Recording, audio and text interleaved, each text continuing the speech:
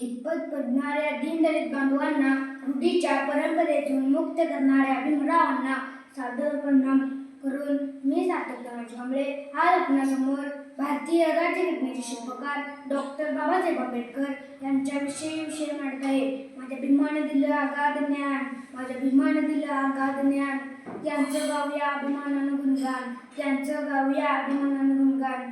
अस्पृश्य समाजात जन्मास आलेले स्वतेजाने लखलखते रत्न म्हणजे डॉक्टर बाबासाहेब आंबेडकर. प्रखर तेजाने प्रज्वलित झालेला ज्ञानसूर्य म्हणजे डॉक्टर बाबासाहेब आंबेडकर यांचा जन्म 14 एप्रिल 1891 रोजी मध्य प्रदेशातील महू या गावी झाला.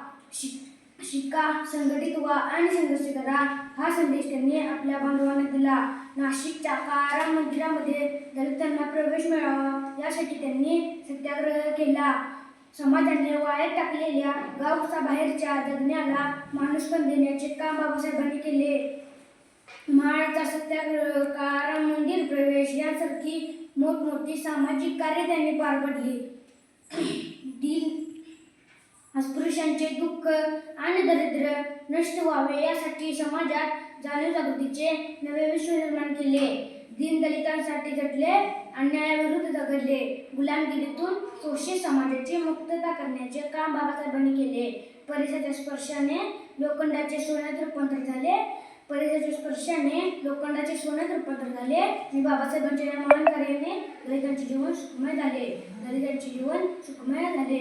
तू फुगलेस रणशिंग अगाध ज्ञानाच्या बळावर, तू फुगलेस रणशिंग अगाध ज्ञानाच्या बळावर, तू तोडल्यास गुलामांच्या पायातील बेड्या, तू तोडल्यास गुलामांच्या पायातील बेड्या.